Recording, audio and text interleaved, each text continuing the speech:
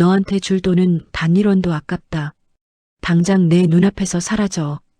형은 아버지의 유언장을 제 얼굴에 신경질적으로 내던지며 차갑게 쏘아붙였습니다. 어떻게 이래? 아버지가 돌아가신 지 고작 사흘이야. 형이 정말 사람이야? 사람? 돈 앞에서는 부모 형제도 없는 거야.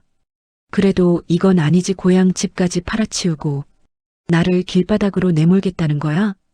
평생을 증오했던 형의 충격적인 진실, 지금 바로 들려드립니다. 구독과 좋아요를 누르고 이 형제의 기막힌 사연을 끝까지 지켜봐 주세요. 어디서 듣고 계신지 댓글로 남겨주시면 큰 복과 건강이 여러분을 찾아갈 것입니다. 수여가 정신 차려. 울음으로 해결될 일이었으면 내가 10번은 더 울었을 거다. 아버지의 영정사진 앞에서 제가 들은 첫마디였습니다. 50평생을 믿어온 형, 진혁의 입에서 나온 말이라고는 도저히 믿기지 않았지요. 향냄새가 진동하는 장례식장 구석에서 형은 노트북을 켜고 있었습니다. 아버지가 돌아가신 지 고작 3시간 만이었습니다. 형, 지금 그게 할 소리야? 아버지가 돌아가셨다고. 우리 키워주신 아버지가. 목소리가 갈라져 터져나왔지만 형은 고개도 들지 않았습니다. 서류 뭉치를 넘기는 소리만 차갑게 들릴 뿐이었죠. 감정 낭비할 시간 없어. 너 식당 부도난 거 해결은 했니? 뭐? 그게 지금 여기서 왜 나와? 사채업자들이 장례식장까지 들이닥치면 어쩔 건데. 그 꼴 아버지 마지막 가시는 길에 보여드릴 거야? 형? 주먹을 꽉 쥐었습니다. 형의 냉정함이 칼날이 되어 가슴을 후벼 파더군요. 사실 제 형편은 말이 아니었습니다.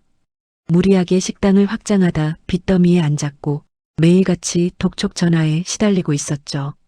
그래도 형은 그러면 안 되는 거였습니다.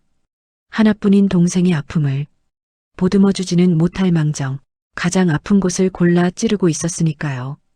그때 정장을 빼입은 남자가 형에게 다가왔습니다. 아버지의 오랜 지인이자 변호사인 김문수 씨였습니다. 형은 그를 보자마자 구석방으로 이끌었습니다. 저는 홀린 듯 그 뒤를 따랐습니다. 닫힌 문틈 사이로 낮은 대화 소리가 새어나왔습니다. 김 변호사님, 서류는 다 준비됐습니까? 네, 박상무님. 하지만 너무 서두르시는 것 아닙니까? 시간이 없습니다. 채권자들이 냄새 맡고 달려들기 전에 법적으로 다 끝내야 합니다. 그래도 동생분과 상의는 한번 해보시는 게 좋지 않을까요? 수혁이요? 걔한테 알려주면 일만 꼬입니다. 그냥 제가 다 가져가는 걸로 집행해 주세요. 손끝이 바르르 떨렸습니다. 형이 저토록 서두르는 이유가 고작 돈 때문이었다니 제 처지를 핑계 삼아 아버지의 유산을 몽땅 가로채려는 속셈이 뻔히 보였습니다. 믿었던 하늘이 무너져 내리는 기분이었습니다. 저는 문을 박차고 들어갔습니다. 형, 당신 정말 사람이야? 나중에 얘기하자, 수여가. 나중에? 무슨 나중? 지금 김 변호사랑 한 얘기 다 뭐야? 내 빚 핑계 대고 아버지 재산 형이 다 먹겠다는 거잖아. 형은 천천히 안경을 벗으며 저를 쳐다봤습니다. 그 눈빛이 너무나 차가워 소름이 돋았습니다. 그래, 들었으면 됐네. 너처럼 대책 없이 살다가 빚더미에 앉은 놈한테 아버지 유산이 가면 그건 그냥 쓰레기통에 던지는 거야. 단 1원도 아깝다, 난. 뭐라고? 당신 진짜 미쳤구나. 억울하면 너도 잘 살지 그랬냐? 당장 나가. 여기서 소란 피우면 경비 부를 테니까. 형은 다시 노트북으로 시선을 돌렸습니다. 김 변호사는 곤혹스러운 표정으로 저와 형을 번갈아 볼 뿐이었죠. 저는 비틀거리며 장례식장 밖으로 나왔습니다. 빗줄기가 쏟아지고 있었습니다. 아버지, 보고 계세요? 형이 저한테 이래요. 형이 저를 버렸어요. 그때였습니다. 주머니 속 휴대폰이 진동했습니다. 모르는 번호로 온 문자, 메시지 한 통이었습니다. 오은행 5천만 원 입금 완료. 발신인 무명. 얼어붙은 손가락으로 문자를 다시 읽었습니다. 5천만 원 제 사채 빚 중 가장 급한 불을 끌 수 있는 정확한 금액이었습니다. 대체 누가 이 타이밍에 이런 돈을 보낸 걸까요? 고개를 들어 장례식장 건물을 바라봤습니다. 불이 켜진 저 방 안에서 형은 여전히 무표정한 얼굴로 서류를 넘기고 있었습니다. 형, 설마 형이야? 아니지, 그럴 리 없지. 나한테 그런 독서를 뱉은 사람이 그럴 리가 없어. 의문과 분노 그리고 정체 모를 불안감이 빗물과 함께 온몸을 적셨습니다. 비극의 시작이었습니다. 나 절대로 형한테 내 못 안 뺏겨. 아버지가 남기신 거 형 같은 사람한테 다 줄 수 없다고. 제 절규는 빗소리에 묻혀 사라졌습니다. 하지만 그날 밤 제가 본 형의 뒷모습은 평소보다 훨씬 작고 위태롭게 흔들리고 있었습니다. 저는 몰랐습니다. 그 차가운 가면 뒤에 형이 무엇을 숨기고 있었는지, 그리고 형의 손등에 떨어진 것이 빗물이 아니라 그가 삼켜온 핏물이었다는 사실을 말입니다. 장례를 마친 지 사흘째 되던 날이었습니다. 저는 김 변호사의 사무실을 찾았습니다. 머릿속엔 온통 그 정체 모를 입금, 문자와 형의 싸늘한 목소리뿐이었죠. 사무실 문을 열자 이미 형은 상석에 앉아 차를 마시고 있었습니다. 일찍 왔네 앉아라. 형의 무심한 말투에 울컥 화가 치밀어 오르더군요. 형은 잠이 와. 아버지가 돌아가신 지 며칠이나 됐다고. 벌써 유산 타령이야? 유산 타령이라니 절차를 밟는 것뿐이다. 김 변호사님 시작하시죠. 김 변호사가 헛기침을 하며 서류 봉투를 뜯었습니다. 제 심장이 터질 듯이 뛰기 시작했습니다. 고 박만석 어르신의 유언장을 낭독하겠습니다. 본인 소유의 경기도 소재 토지와 서울 아파트 그리고 모든 예금 자산은 장남 박진혁에게 상속한다. 순간 귀를 의심했습니다. 잠깐만요. 그게 무슨 소리예요? 저한테는요? 둘째인 저한테는 아무것도 없다고요? 네, 유언장에는 차남 박수혁 씨에 대한 언급이 전혀 없습니다. 자리에서 벌떡 일어났습니다. 당장이라도 형의 멱살을 비틀어 쥐고 싶었지만 김 변호사가 제 앞을 막아서더군요. 형, 당신이지? 당신이 아버지 협박해서 억지로 고치게 한 거잖아. 아버지가 나한테 이럴 리가 없다고. 수혁아, 손 놓아라 추하다. 추해? 지금 누가 누구더러 추하대. 당신이 다 가로채려고 머리 쓴 거 내가 모를 줄 알아? 형은 내팽개치듯 제 손을 뿌리치더니 차갑게 유언장을 제 앞에 던졌습니다. 날짜를 봐라. 아버지가 언제 고치셨는지. 눈을 부릅뜨고 날짜를 확인했습니다. 4월 12일. 가슴이 철렁 내려앉았습니다. 4월 12일 이건 그래 내 식당이 최종 부도 처리되고 사채업자들이 들이닥친 바로 다음 날이다. 아버지는 내가 유산을 받는 순간 그 돈이 다 어디로 갈지 뻔히 아셨던 거야. 밑 빠진 독에 물 붓는 놈한테 재산 물려줄 부모가 어디 있겠니? 그래도 이건 아니지. 형이 혼자 다 먹겠다는 게 말이 돼? 나더러 그냥 길거리에 나 앉아 죽으라는 거야? 심장이 터질 듯이 뛰었습니다. 형의 독설은 송곳보다 날카롭게 제 가슴을 파고들더군요. 죽든 살든 그건 내 사정이야. 아버지 재산은 내가 지킨다. 너 같은 놈한테는 단돈 1원도 아까우니까. 박진혁, 너 진짜 인간도 아니야. 유언장을 낚아채 찢어버리려 했습니다. 하지만 김 변호사가 한 발 더 빨랐습니다. 서둘러 서류를 가슴팍으로 챙기더군요. 박수혁 씨, 진정하세요. 법적으로 아무런 하자가 없는 공증 유언장입니다. 변호사님, 형한테 얼마 받았어요? 이 인간이랑 무슨 속닥거림을 한 거냐고. 말 조심하세요. 저는 고인의 뜻을 따를 뿐입니다. 변호사까지 형의 편을 드는 모습에 저는 눈 뒤집힌 짐승처럼 소리를 질렀습니다. 그때였습니다. 제 휴대폰이 다시 울렸습니다. 오은행 3천만 원 입금 완료 발신인 무명. 또다시 날아온 의문의 돈. 벌써 8천만 원이었습니다. 형은 제 휴대폰을 힐끗 보더니 비웃듯 한마디 던졌습니다. 왜 사채업자가 또 재촉하냐? 가서 빌든지 구걸을 하든지 내 마음대로 해. 단 내 유산에는 손끝 하나 대지 마라. 형은 그 말을 남기고 사무실을 나갔습니다. 저는 복도에 주저앉아 오열했습니다. 아버지, 왜 저를 버리셨어요? 제가 아무리 못났어도 이건 아니잖아요. 그런데 문득 이상한 생각이 들었습니다. 유언장이 수정된 날짜, 그리고 귀신같이 알고 입금되는 정체불명의 돈. 잠깐, 형이 정말로 돈밖에 모르는 사람이라면 왜 내부도 소식을 듣자마자 유언장부터 고치자고 한 거지? 의문이 꼬리에 꼬리를 물었지만 당장 제 앞을 가로막은 건 형에 대한 증오였습니다. 형은 그날 저녁 아버지가 평생을 일궈온 고향 집마저 매물로 내놓았다는 소식을 전해왔습니다. 기어이 추억까지 다 팔아치우겠다는 거지? 저는 떨리는 손으로 형에게 전화를 걸었습니다. 하지만 돌아온 건 차가운 기계음뿐이었습니다.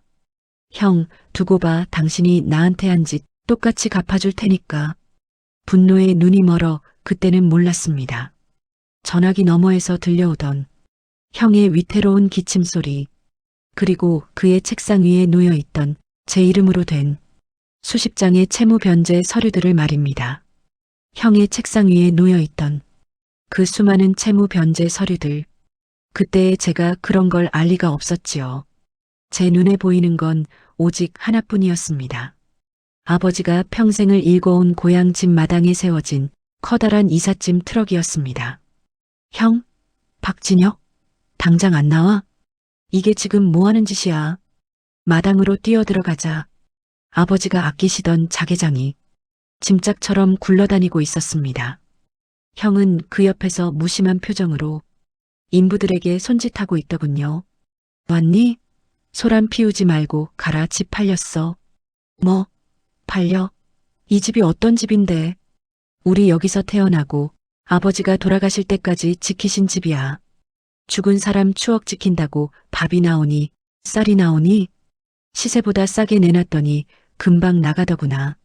형, 당신 진짜 미쳤어? 돈에 눈이 멀어도 정도가 있지. 어떻게 아버지 온기도 안 가신 집을. 이럴 수가 있어. 멱살을 움켜쥐었습니다. 하지만 형은 눈 하나 깜빡하지 않았습니다. 오히려 차가운 눈으로 저를 내려다보더군요. 나라, 이제 여기 내 집이야. 내 명의로 된 내 재산 내가 팔겠다는데 내가 무슨 상관이야? 형, 당신 정말 사람이 맞긴 한 거야? 상관 말고 내 앞가림이나 해. 사채업자들한테 쫓겨다니느라 바쁠 텐데 이런 데 와서 힘 뺄 시간 있니? 더러운 입 닥쳐. 당신이 그러고도 사람이야? 결국 참지 못하고 주먹을 휘둘렀습니다. 형의 고개가 옆으로 돌아갔고 입가에 붉은 핏자국이 맺혔습니다. 하지만 형은 아프다는 기색조차 없었습니다. 손등으로 입가를 쓱 닦아내더니 비릿하게 웃더군요. 그래, 이래야 박수혁답지 평생 남탓만 하고 화풀이나 하면서 사는 꼴이라니. 뭐라고? 이 집 팔아서 현금 챙겼으니 난 이제 떠난다. 너한테 줄 건 이 쓰레기 더미 중에 내 물건 몇 개뿐이니까 챙겨서 당장 나가. 박진혁? 안 나가? 경비 부르기 전에 내 발로 걸어 나가란 말이야. 형은 저를 거칠게 밀쳐냈습니다. 빗줄기가 굵어지기 시작했습니다. 쏟아지는 비를 맞으며 마당 바닥에 주저앉았습니다. 형은 뒤도 돌아보지 않고 집 안으로 들어가 문을 걸어 잠갔습니다. 형, 오늘부로 형이랑 난 남남이야. 죽어서도 내 앞에 나타나지 마. 빗속에서 절규하며 선언했습니다. 형제라는 가느다란 끈이 완전히 끊어져 나가는 소리가 들리는 듯 했지요. 억울하고 분해서 심장이 터질 것만 같았습니다. 하지만 저는 보지 못했습니다. 굳게 닫힌 문 뒤에서 형이 어떤 표정을 짓고 있었는지 말입니다. 거실 한복판에 홀로 서 있던 형은 갑자기 허리를 깊게 숙였습니다. 형의 손바닥 위로 붉은 선혈이 툭툭 떨어졌습니다. 형은 가쁜 숨을 몰아쉬며 싱크대 위에 놓인 수많은 알약을 입안으로 털어넣었습니다. 창밖으로 비를 맞으며 멀어지는 제 뒷모습을 보며 형은 떨리는 목소리로 나직하게 은조렸습니다. 그래, 차라리 미워해라. 미워해야 내가 산다, 수여가. 형은 벽을 짚고 간신히 몸을 지탱하고 있었습니다. 아버지가 남기신 집을 판 돈, 그리고 평생 모은 퇴직금까지 든 통장을 손에 꽉 쥔 채 말입니다. 그날 밤 제 휴대폰에는 또 한 번의 입금 문자가 도착했습니다. 오은행 1억 원 입금 완료 발신인 무명. 저는 꿈에도 몰랐답니다. 그 돈이 형의 마지막 생명줄을 깎아 만든 돈이었다는 사실을 말이죠. 그저 형에 대한 증오심만 키우며 어두운 밤을 지새웠습니다. 그 정체불명의 돈이 통장에 찍힐 때마다 안도감보다 형에 대한 증오가 더 커지더군요.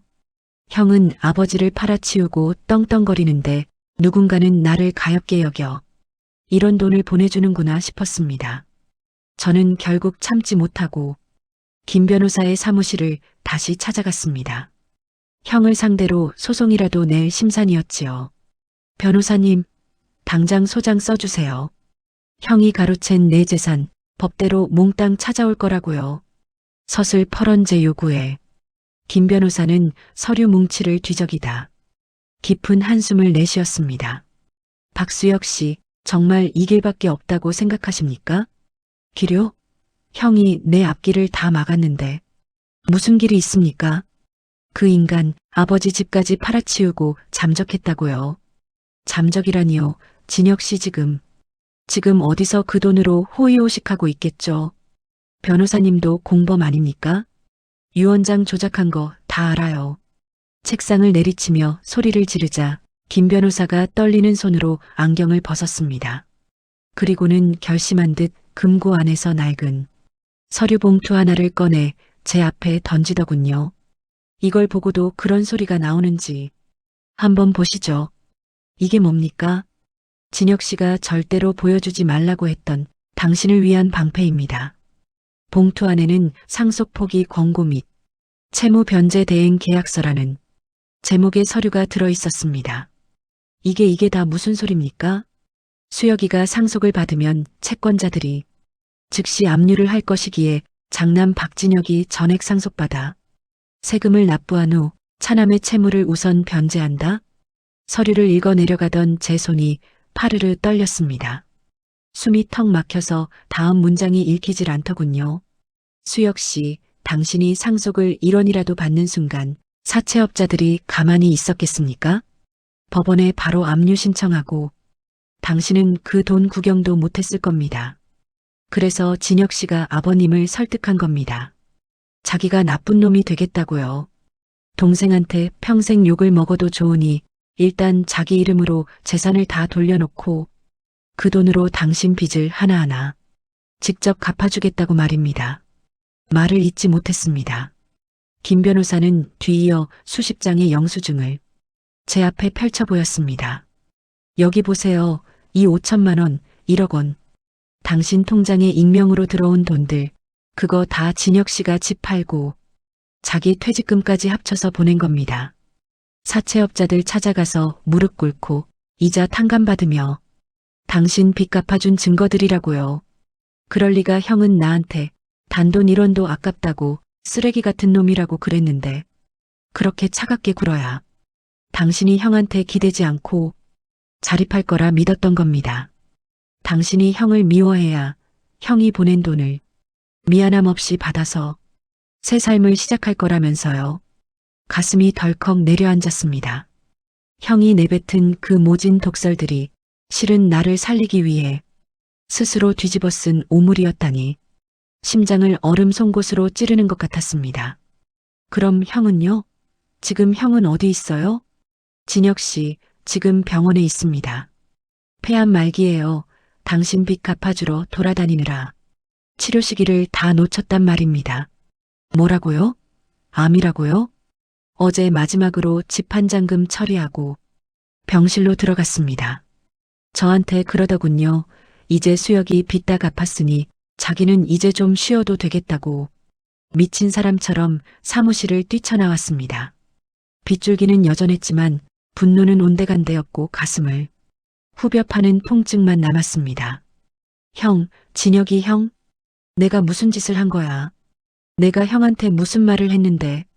병원으로 향하는 택시 안에서 형이 남긴 마지막 편지를 읽었습니다. 삐뚤삐뚤한 형의 글씨가 눈물에 번져갔습니다. 수여가 미안하다. 형이 다정하게 말해주지 못해서. 그래도 이제 내 삶에 빚은 없다. 다시 시작해라. 그거면 됐다. 차창 밖을 보며 목 놓아 울었답니다. 형은 괴물이 아니었습니다. 무너져가는 동생의 세상을 온몸으로 지탱하던 유일한 기둥이었지요. 병원 복도 끝 하얀 병실 문 앞에서 저는 차마 손을 잡지 못하고 멈춰섰습니다.